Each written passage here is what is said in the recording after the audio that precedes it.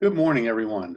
My name is Ben Smith. I'm the Supervisor of Educational Technology at the Lincoln Intermediate Unit, and I want to thank you for joining us in our first of the LIU LearnOn webinar series.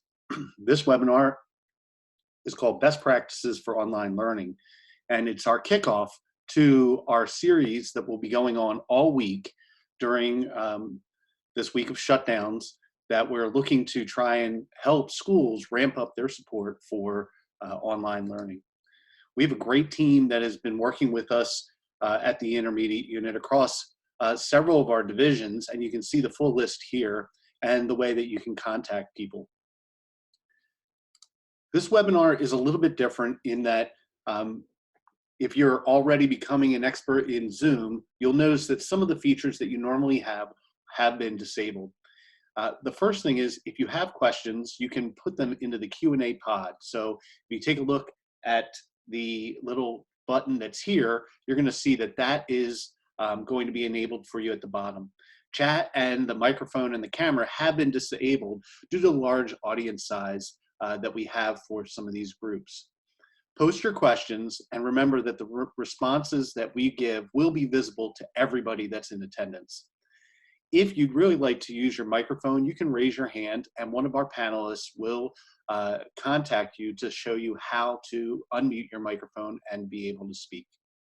And then finally, you don't want to leave before the end of the webinar, because we will have an Act 48 link that will come up and it'll share for you so that you can get credit for your hours, or if your district is taking attendance, that'll be the best way for you to make sure that you get credit for that.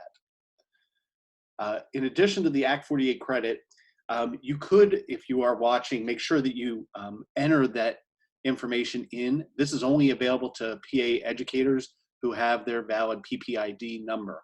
If you have any issues, please don't hesitate to contact us, reach out and let us know that you're having difficulty, and we'll help you out with that. We are archiving all of these webinars. You'll be able to go back. If you take a look at the bit.ly that you see on the screen, that's where all the recordings will be. It's at our YouTube channel. And then finally, our resource site has the LearnOn strategies. In addition, it also has the slide deck that you are taking a look at, and that will be available via the via the recorded webinars page. So just so you know that you have the ability to see the slide deck and check on things that are in there. So a few things about the expectations that go for online learning. One is that the Department of Education has made clear to all the schools across the Commonwealth that we're looking to have continuity of education, that free and appropriate public education applies to all online instruction, which means that if you're educating one, you really need to be educating everybody. And schools must ensure that students with disabilities have equal access to the same opportunities. And the graphic that has been shared with us is that under this period where we have an extended closure, LEAs have a choice of either doing continuity of education or providing no instruction. And under the continuity of education, they are able to engage in either planned instruction or enrichment and review. And so you have these choices to make as a school district, and this would apply to all of your students. And you can have a mix of planned instruction and enrichment and review as you do work. Now, when we think about the changing expectations for online learning, we're going to highlight some of the best practices in this particular webinar.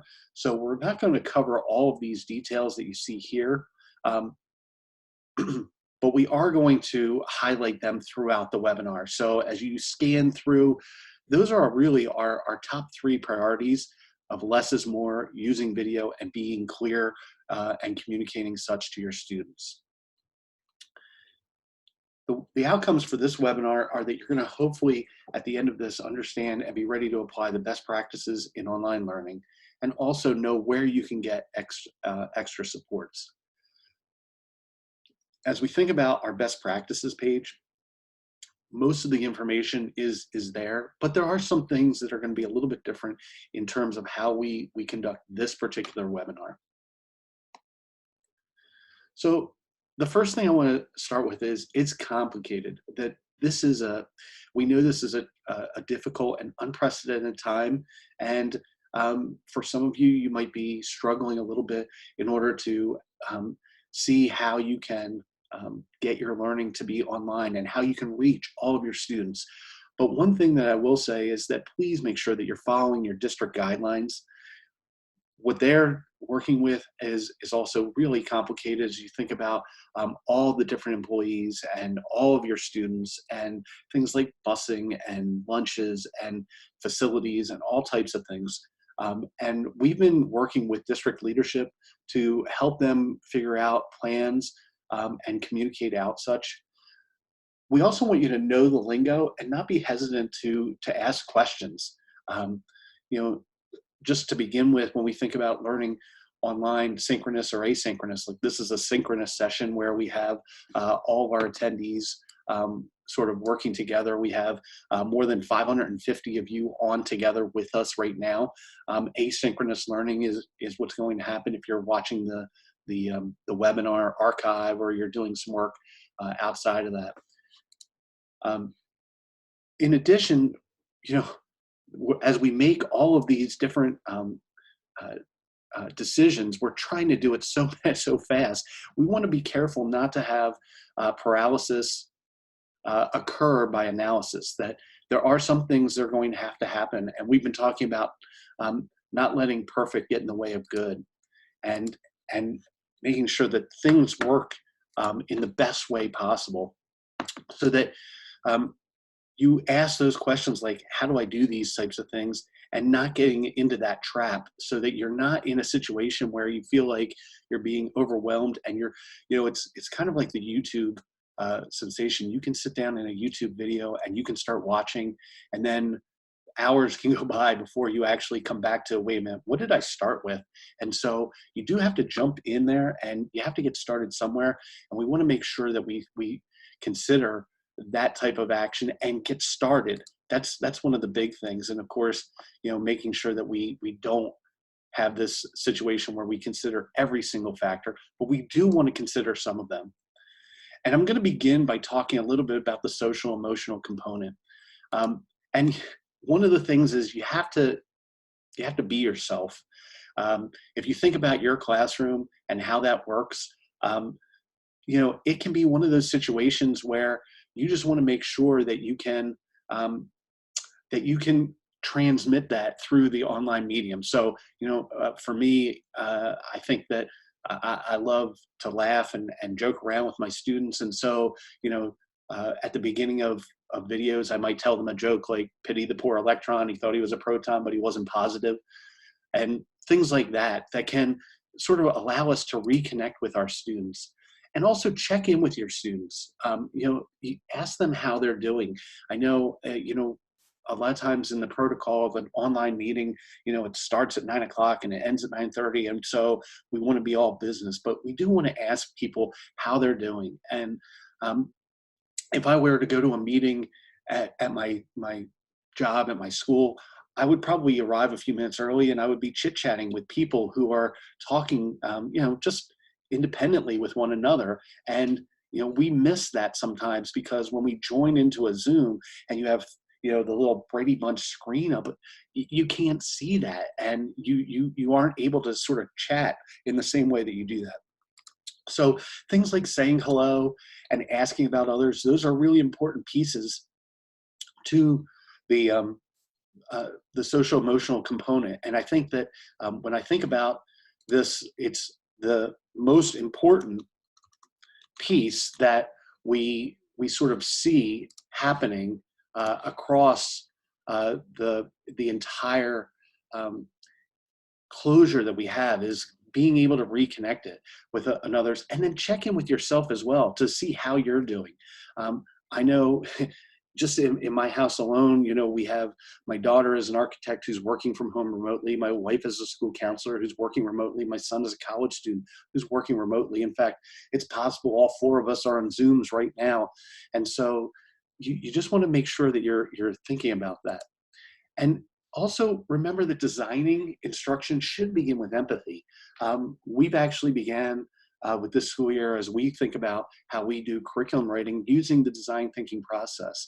And when we use that design thinking process, it does begin with that empathy piece and trying to put yourself in the shoes of the students so that you can think about how they're getting their work done and what's going to happen with them, and how they're viewing the assignments that you have. And so part of that could be, if you have others in your home, maybe they can take a look, or if you're working with other teachers, think about how you can start to connect with the pieces that you're putting out there. And, we talk a lot about whether or not students are comfortable following directions. It's going to be really critical that they do so. And so you have to be very clear about that. You also have to consider the new home life that exists for folks. Um, you know, if a student says, well, I have access, well, that may be true, but when do they have access? We're starting to see a time shifting as people work at different parts of the day. Students who may have to watch younger siblings might not be able to get to their work until much later. And so we have to consider those pieces as we think about things. And we put a link in here to Castle, which talks about social emotional learning. And I want to sort of break those two pieces apart. When we talk about social emotional, I'm really talking about you and your students. I'm not talking about the learning that has to take place, but there is that component as well. And we do want to pay attention to that piece where we think about, how do I make sure that my students are still learning the social emotional lessons that take place in school every day? The great work that you guys are already doing with students. So communication is another best practice. And you want to be honest with your communication, and you want to think about things like saying, I don't know the answer to that, or I'm going to have to get back to you on that. Um, you know, uh, I get a lot of questions asked to me, and when I don't know the answer, I try and be as forthright, or at least let them know, in my opinion. So even thinking about, like, how long will these school closures go on? I could speculate, but I don't really have an answer. I know what the governor has told us, and that's as far as I can go. And so I want to make sure that I give them that opportunity. But I also know it's really important for your students to be able to ask questions. And you think about it in a face-to-face environment where students will come up to you at your desk and they'll ask questions or they'll raise their hand. Well, that's really hard for them. But if you really reflect on how many questions you get during the day, it's probably hundreds, maybe even thousands of questions. Well, how are you going to give students that opportunity to ask those same questions? And we might think, well, I'll just let them email me. Well, email might work, but then you're going to receive that many emails a day. And so you just want to think about some ways that you can do that. And also check in often. This is going to be a new situation for everyone, and you can't set it and forget it. You can't put out your lesson plan for the week and just say, you know what, the students will just go through.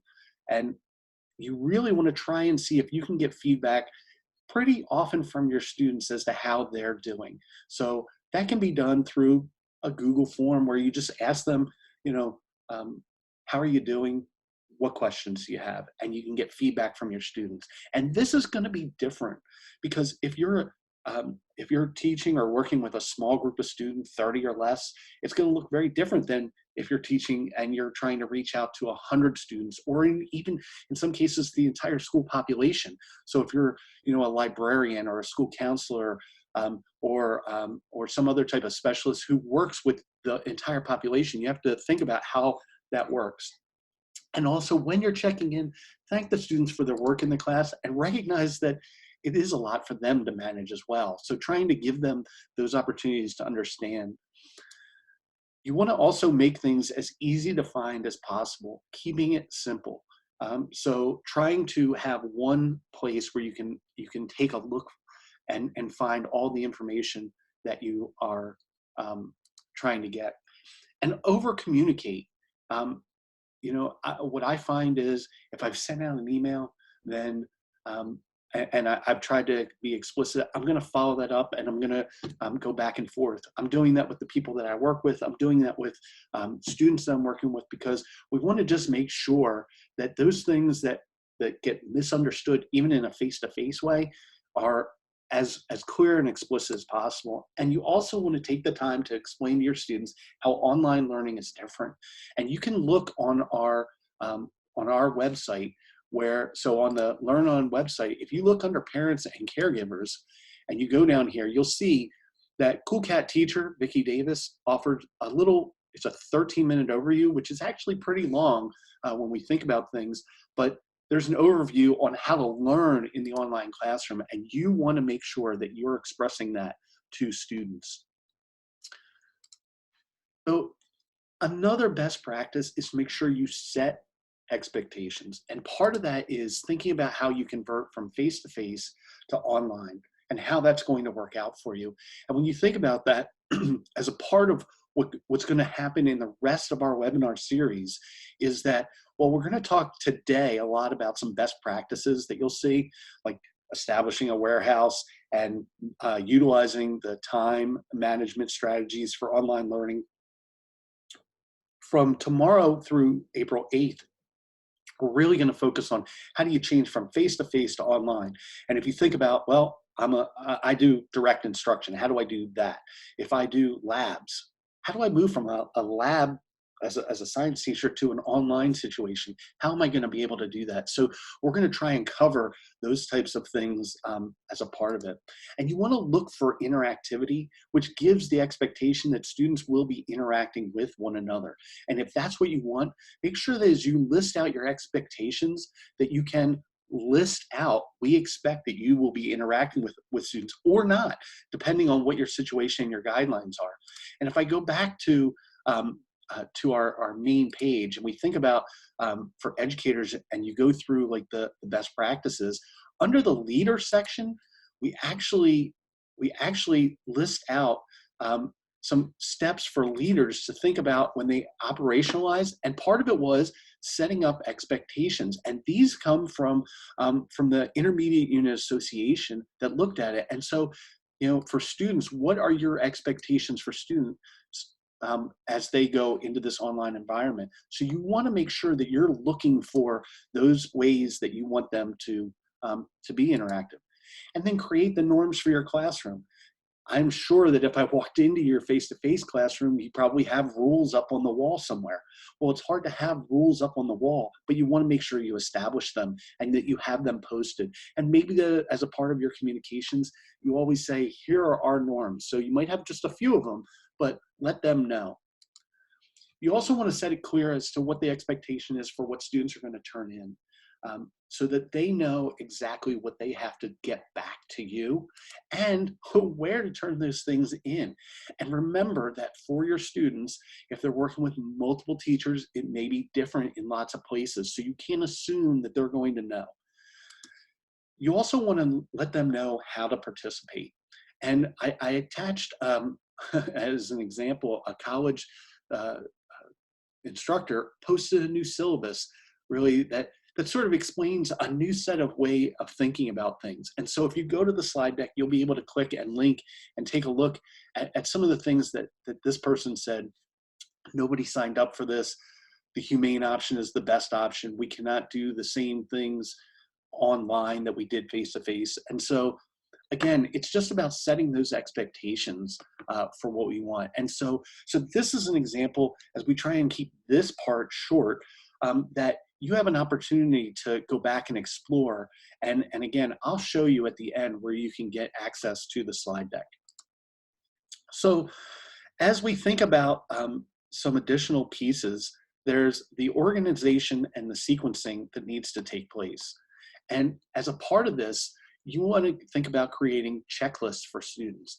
And our template is the online learning wayfinding from Allison Yang, that we talk about OREO, which means objective, responsibility, expectation, and organization. And finding those documents, and I'll show you an example of what we mean by that in just a moment. But thinking about, like, if you're trying to sequence things, maybe a hyperdoc makes sense. And you want to almost number, and not, I should say not almost, you want to number the steps. You got to number them 1, 2, 3, doing these types of things in this order, because again, the students are going to be trying to follow this and it's going to be difficult for them to take a look at it. You also want to be consistent. So Um, if you picked a good option now, stay with that. Be consistent in how you're doing that. You're going to obviously make some exceptions as you go along, but think about how that's going to work. And when you do that, setting like as a part of our templates, and you go through, students should be able to complete the following. So on Monday, you want to complete these things and submit on this day, and Tuesday these things and submit on this day. And they're, you notice, just 3, and it doesn't mean you have to have 3, but do this, this, and this, and submit this. Do this, this, and this, and submit this. And again, being consistent with it. And so if I go back under educators, and I go back under the best practices, so educators and best practices, if I go here, what you'll see is right here is the weekly overview document that I just showed you, and an outline for the lessons that you can use. Now, your district might want to standardize on this. And so we shared with district leaders last week that here's an opportunity for you to be able to go back and create some type of template. We encourage that type of consistency across districts. All right, so the reality of time is going to be a huge factor as a part of all this. And from it feels like time is being stretched the way Dali painted it. And I think that for me, it's been a little bit different in that, I feel like I get on Zoom in the morning and I leave it in the afternoon or evening, and that's so much harder to sort of work through things. So as a general rule of thumb, expect that the time it takes for students to do something is going to take twice as long. That's just a general rule of thumb. And we've highlighted from Kansas, the Continuous Learning Task Force. They set out guidelines for what they think instruction should look like per day for students. Now, this doesn't mean that you have to do it this way, but when you think about, like, they're talking about for pre-K, it's 30 minutes. For K1, 45 minutes. 2, 3, 60 minutes. Grades 4 and 5, 90 minutes. And then for 6, 12, 30 minutes per teacher, but 3 hours max in a day. And when you think about this, so if the reality of time is it's going to take longer and you're going to get less time, you're not going to get everything done that you're going to need to. And I think last week, Deputy Secretary of Education for PA, Matt Stem, was talking about, think about where you want your kids to be when they come back in September. Regardless of whether we come back to face-to-face or not, we've already lost 2 weeks of this face-to-face, and now we're entering this new period where we're working online. As you think about all of that, where do you want your kids to come back to you in September? And that's what you want to try and get them to. And when I think about a daily attendance, to me, daily attendance isn't the same as the kid is sitting there, but it's whether they have access to it.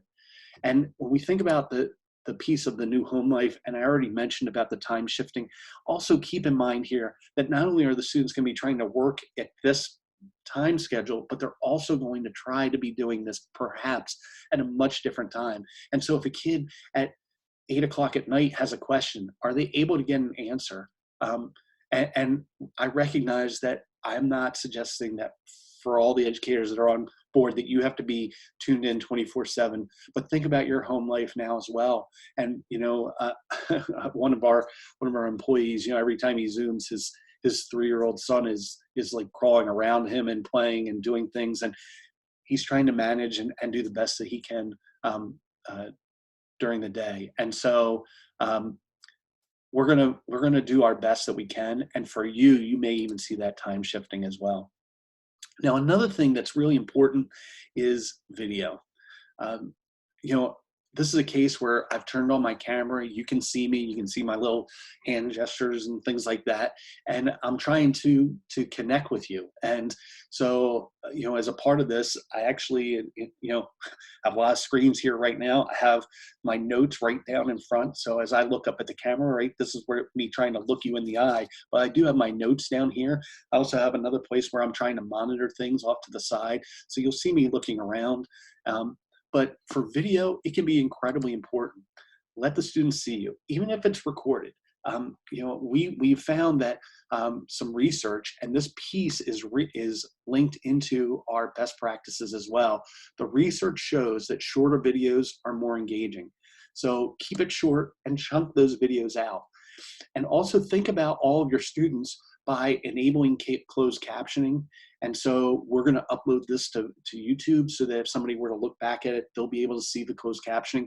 And we'll talk about how you can do closed captioning on the fly as a part of one of our webinars later this week.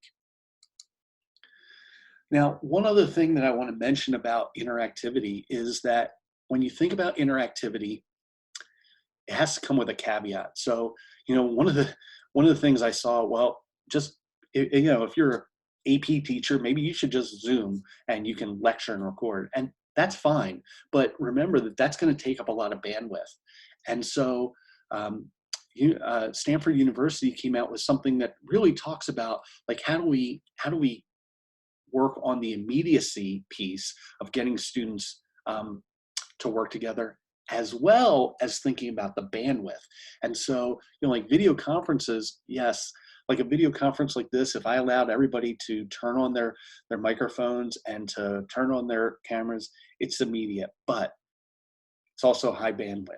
And so for a family, who's trying to do things that may not have the high speed bandwidth, then it becomes another area to think about. And so we're just asking you to consider some other options for how you might be able to get interactivity in your classroom, but do it in a way that is not as high in bandwidth. And typing into the same Google Doc, students can work in there, and there are some ways that they can do some chatting within that document that allow them to sort of work back and forth without the video piece.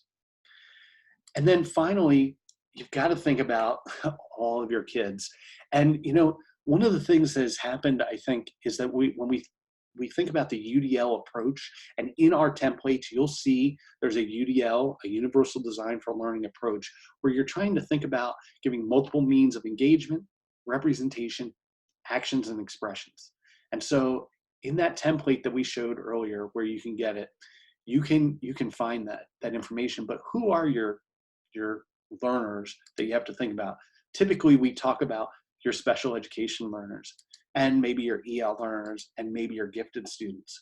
And yes, that's definitely true that you're going to need to think about these folks. But what about your students without Wi-Fi access, or without a reliable device? And how might we be able to shift it? So as an example, if a student has an Xbox, for example, even if all the other devices in the house are being used, that Xbox has a way to be able to connect to Google Classroom. And so maybe it's thinking about those. What about your kids, your students who are watching their siblings? And so they're not able to get their work done. Like, we've got to think about how we can approach that. And how do you think about the littles? Because one thing that we know for sure is, I don't think I can give a first grader a set of directions, expect them to read through the list, check it off, and get all the work done and submit it back to you. For a first grader, it's probably going to have to be a caregiver who is going to provide that instruction for them. That might be a sibling, it might be a parent, and we have to consider that as we think about all of those pieces. So I just have a few other thoughts here related to it, and I think going back to pedagogy is king. So when I first started teaching, I don't have time to tell the whole story, but what I'll tell you is that I had one education course, and I was then student teaching. And on my first day, my co-op said, at the end of the day, do you think that you can do what I just did? And either arrogantly or stupidly, like for me, I was like, sure. And so he tossed me the chalk, because I'm that old, and said, you're up. And so there I am teaching, and I didn't know what I was doing. But then over the years, we start to figure out how to teach. And we know, because of theory and pedagogy and our deep understanding, you have those things. So apply the things that you know as the great teachers that you are, and think about how to convert things over. So what is it that's critical that kids know? You also want to design with empathy in mind and putting yourself in their shoes. I think that bears repeating from earlier, that you want to make sure you're thinking about how this is going to look to your students, to your parents, to your administrators, to all of that. Also, model. You know, one of the things that happens in the classroom is that you probably describe, you know, like if I was writing on the board and I'm solving a problem out, I'm telling kids, this is what I'm thinking. Well, if you just give them the document, that's hard for you to sort of share the way that you model and you think about things. So try and come up with some ways that will help you to do that. Provide lots of examples to the students, and also commit yourself to continuous improvement. I know that what we're doing here, like we're trying this out and we have hundreds of people on this webinar, and we think that by the end of the week, we'll probably be better than we are right now. We're committed to improving our site and updating it as often as we can. Also think about assessment. Assessment in this case means giving kids feedback. It doesn't necessarily mean a grade. And one of the things that you'll see is that I know a number of schools have moved away from letter grades or number grades. That's okay. In fact, that's great, I think. Let's think about how we provide assessment to kids and how you provide that feedback. Know that less is more. That, you know, try and create experiences that will resonate with students and make this a positive, memorable experience for them as they learn in this manner. And then also choose the right tool the right way. And we have a webinar later today about choosing the right tool, because there are thousands of tools that have gone free. And I don't know how helpful that really is, because I don't want to try and start new things right now. I want to try and keep it as simple as I can. And then the last bit of advice I have is to work together. And so we formed this group called PD Pals across the state, and we're working collaboratively together to do some things. And I would just encourage you, find those other educators in your district, or if you're a person who teaches a singleton, find somebody in another district that you can work with and join together, because together we'll be stronger. We also know that we're going to have to prepare for the unfortunate cases where somebody might get ill, and then how are we going to help them and their students out by continuing the instruction for all of our students. So the reflection that I would ask you is to think about what are the action steps you'll take away from this webinar. And I'm going to jump back over to our website and highlight that we have under educator, there is a place that says best practices, and we've listed them out one by one for you to think about how you're going to engage in these things. So in this 30 minutes or so, I don't know that I can answer all of the questions, but you can go back to our website and you can think about how that might happen. And then finally, you can follow our schedule of webinars on the front page. So I'm going to highlight back to you. If I go back to the home page, you'll see the schedule of our webinars, but you'll also see office hours. So following this at 10 o'clock, there will be another webinar, but there's also office hours on assistive technology. And then later there's office hours on secondary transition. And if you want to attend those office hours, please click on those links that will take you out to the specific Zoom link for those office hours. And our training and consultation staff are ready to help you guys with whatever questions you might have in those specific areas. So with that, I also want to remind you that we would love to have feedback from you. So the bit.ly at the top that says LearnOn Web Eval, that's the place that you can give us feedback on how we're doing and also propose new topics. So we strongly encourage you to do that. When we end this webinar, what's going to come up on the screen will be something, you will be directed to a link that says, thank you for attending the webinar, and click continue to get to the Act 48 link. That's where you will go to be able to report out your attendance in this particular webinar, and whether you watch it live or you watch it in the archive, you can gain 30 minutes of Act 48 credit for each one that you attend. So I also wanted to show you before we end that if you go under educators recorded webinars, what you will see is this best practices slide deck is linked right here, and you'll be able to click on that link and get access to it. So With that, hopefully you've gotten your questions answered. We want to thank you for attending this webinar, and please do your best to provide us some feedback for any of those pieces.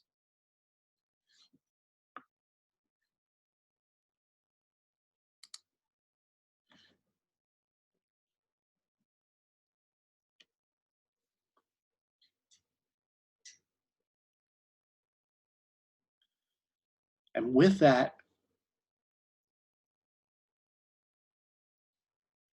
we see that the Act 48 form only lists the previous webinars. So Nicole and I will make sure that that is up to date in just a moment or two, if that is the case. So some of you are already clicking there. I'm sure Nicole is handling that. You'll be redirected in a moment, but you will also need to refresh your screen. Thank you for attending this webinar.